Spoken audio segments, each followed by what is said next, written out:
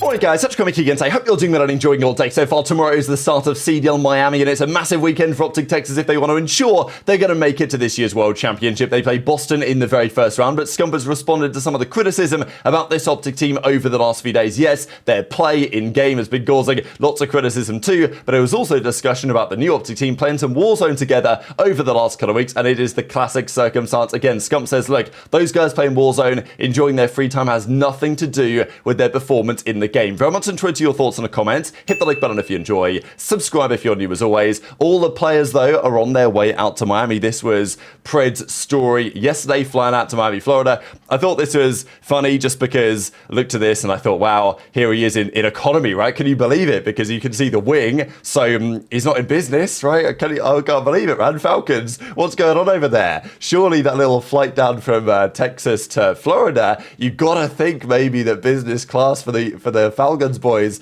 was the way to go, but no, maybe they're being a little bit more protective with the cash. But anyway, I mean, it's just a talking point, right? Because Kremp made that point, I think, when the players were coming over from the World Series of Warzone a couple of years ago, and he was saying how, I think, Rated or something was flying out business over there, and Kremp made his thoughts known on the his perspective anyway of flying business to an event. I think his perspective is, look, if you fly there and win, then you can fly business back, sure, no questions asked. On the way there, stay humble, and that seems to be what Falcons doing to their players right about here. But they arrived. I thought it was actually pretty cool to see this duo back in action here. So you know, here's obviously Xnid and Pred enjoying their company together. So I think it's just actually a really nice duo to see these guys enjoying each other's company, and well, in the server it seems as well. There was a bit of further talk about this because, as Clay says, they trash talked as loud as possible for 3 sets. My boy Sound lost 0-3, so Pred cooked him, it seems, and then Priester cooked Clay in the replies. And speaking of the kind of team chemistry, it does feel like Falcons are becoming much more of a stronger team unit now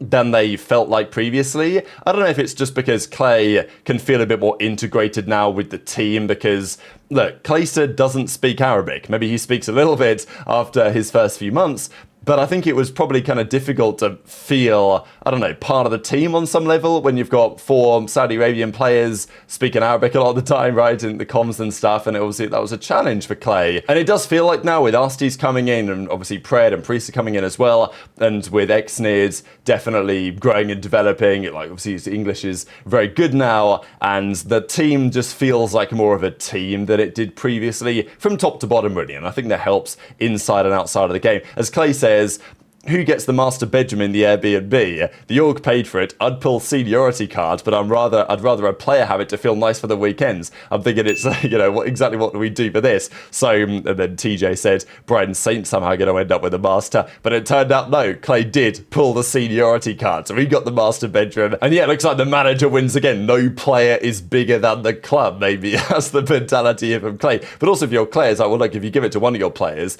the other players are probably going to feel some type of way. So better that I just take it myself. That seems to be the way to go. Now, I did want to quickly mention, speaking of Falcons, the Saudi Arabian esports discussion as of late. We talked about it the other day, that there's a rumor anyway that a couple of Saudi teams might look to buy in addition to Falcons. Twisted Minds are one. Those are probably like the other most well-known Saudi org apart from the Falcons. And the other organisation, who really knows if that is going to happen at all. There are other teams also out there interested. For some years, there's been discussion about TSM maybe wanting to come back into COD. Could be Liquid as well. You know, those teams, Cloud9, of course, they're back in, but Cloud9, Liquid, obviously CSM, right? These other organizations like this, organizations like Luminosity, right? They're still kind of here, I guess, with Seattle Surge. But, you know, there were orgs back then that were in the league that aren't anymore. And that was like the BO3 season, right? So there are other organizations that may be interested to get into the COD League. I'm almost certain that is the case. But if there's Saudi organizations with money and with capital and with intentions to take over, then that may be how it ends up going. So I will clarify that this rumor is from like a singular source, so I have no idea whether this is really true or not. But I talked about it the other day on the Dope Check show that I've heard that this could be, anyway, one of the organizations interested in getting involved. So Al-Qadsiya, I think I'm probably pronouncing that horribly wrong. I may learn how to pronounce it properly, of course, if they actually join the league. But basically, they've got a football team, right? So Al Nassr, where Ronaldo plays, among others. So this is their soccer team, and they also have an esports division, and these guys are in quite a lot of esports, right? So they have a Rocket League team, they have actually a number of different teams, they have a Valorant team, so they're pretty well known across esports. They have ownership by Aramco, and Saudi Aramco oil company. They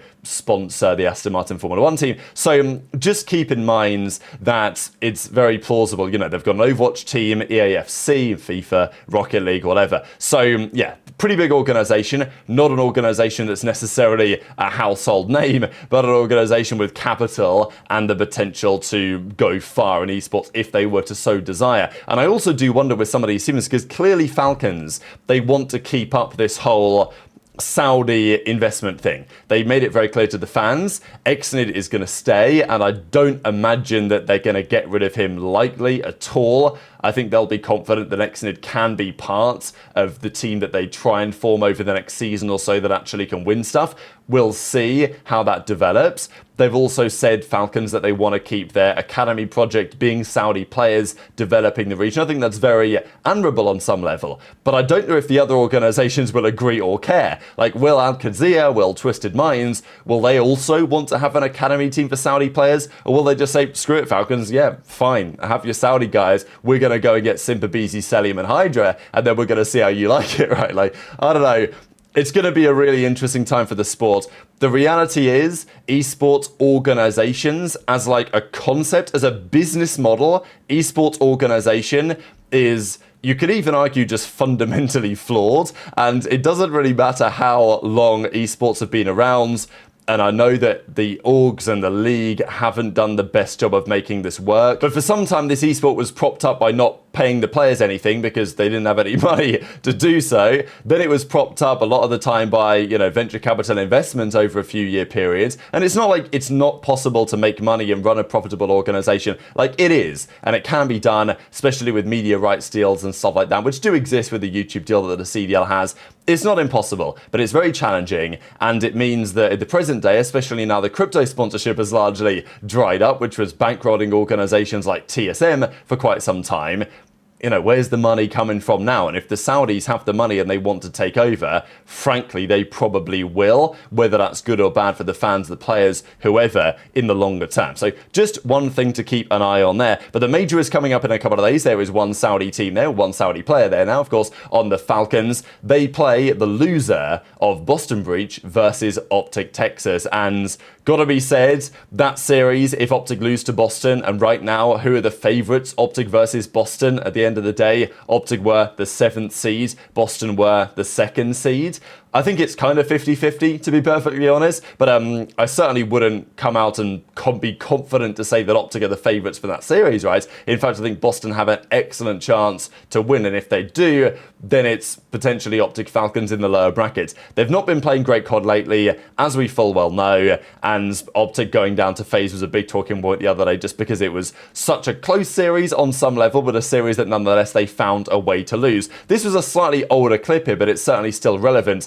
And as Scump says, this has been a relevant discussion in COD and even for Scump for like decades now, certainly a decade, because back in the day, COD was a little bit different. The Dynasty team of Kremp, Scump, Formal, and Karma, Kremp would be playing some Counter-Strike. Karma would be playing, I don't know, Tarkov, if that was even a game back then. Stuff like this anyway. And as Scump says, some of the boys would be playing Minecraft.